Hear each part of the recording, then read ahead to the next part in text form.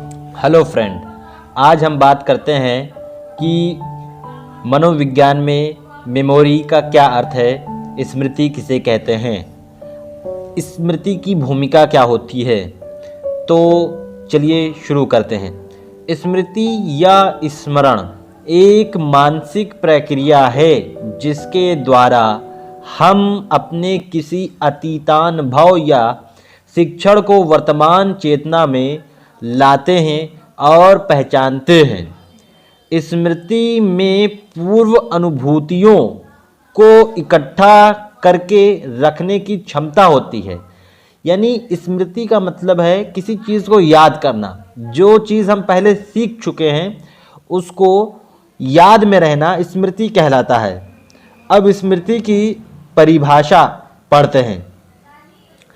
तो वुडवर्थ के अनुसार पूर्व में एक बार सीखी गई क्रिया का पुनः स्मरण ही स्मृति कहलाता है। वुडवर्थ जी कहते हैं कि पूर्व में यानी पहले में कोई चीज़ जो सीख चुकी गई है उसको दोबारा याद करना स्मृति कहलाता है। हिलगार्ड जी के अनुसार, हिलगार्ड और एटकिसन के अनुसार स्मृति का अर्थ है कि वर्तमान में उन अनुक्रियाओं या प्रतिक्रियाओं को प्रदर्शित करना जिनको हमने पहले सीखा था। ये भी उसी तरीके की बात बताते हैं कि जो चीज़ आप पहले सीख चुके हैं उसे वर्तमान में किस तरीके से आप याद रख रहे हैं या याद रख पाते हैं, किस तरीके से आपकी अनुक्रिया और प्रतिक्रिया है, उस चीज़ को हम स्मृति की संज्ञा देते हैं।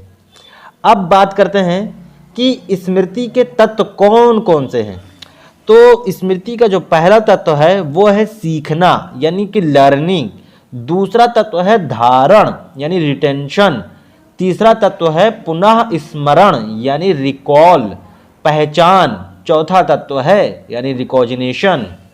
स्मृति के तत्व में पहला तत्व है सीखना यानी लर्निंग। स्मृति का पहला अंग है सीखना।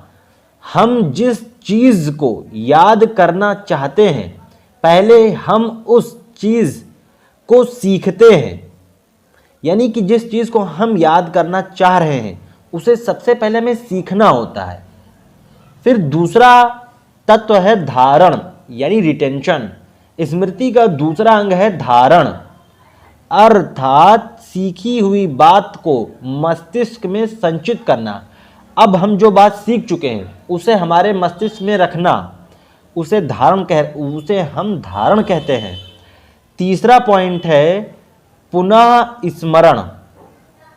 पुनः स्मरण यानी रिकॉल। स्मृति का तीसरा अंग है पुनः स्मरण, अर्थात सीखी हुई बात को अचेतक मन से चेतन मन में लाना। यानी जो पुरानी बात है आपके वो अचेतक मन में रहेगी। अब आप उसे बताने जा रहे हैं तो सबसे पहले आप उसे चेतन मन में लाएंगे। जो बात आप सीख चुके हैं,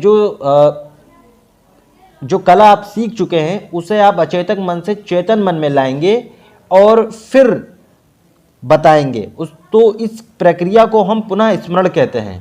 अब चौथा जो आवश्यक तत्व है वो है पहचान, रिकॉग्निशन। स्मृति का चौथा अंग है पहचान, अर्थात फिर याद आने वाली बात में गलती ना होना। अब जो बात आपको याद आ गई है जिसे आपने पहले सीखा था तो वो बात को करते समय आप कोई गलती ना हो, पहचान में आप पकड़ रखे हों, उसी को हम रिकॉग्निशन यानी पहचान कहते हैं। अब हम बात करते हैं कि स्मृति के कौन कौन से नियम हैं।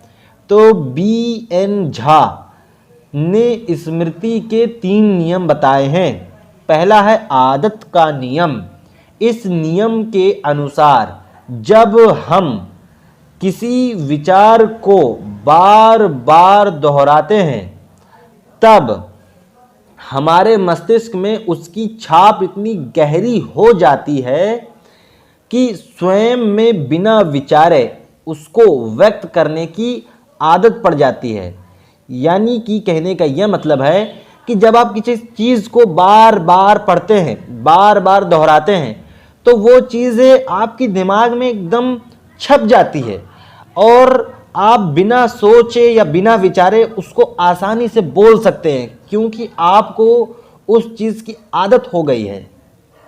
दूसरा नियम है निरंतरता का नियम।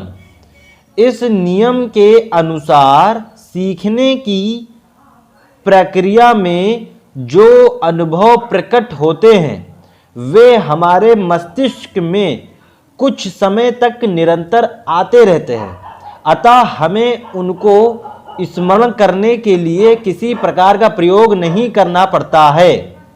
यानी इस नियम के अनुसार जो हम सीख चुके हैं, जो सीखने का हमें अनुभव प्राप्त हो चुका है, वो हमारे मस्तिष्क में निरंतर आता रहता है। अब हमें उसे स्मरण करने में कोई अलग से मेहनत नहीं करनी पड़ती है।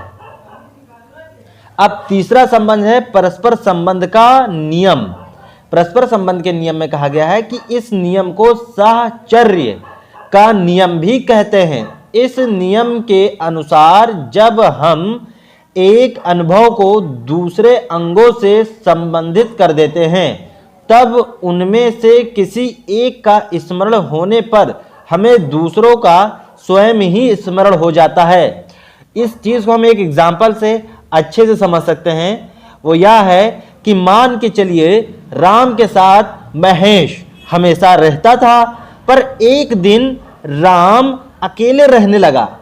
तो लोग पहले राम और महेश को साथ में देखते थे, लेकिन अब राम अकेला दिख रहा है तो लोगों ने देखा और कहा कि महेश कहाँ है।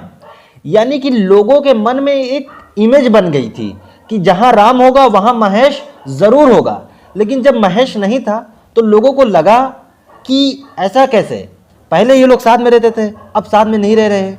तो ऐसा लोगों को जो अनुभव हो रहा है, ये अनुभव परस्पर संबंध के नियम में आता है।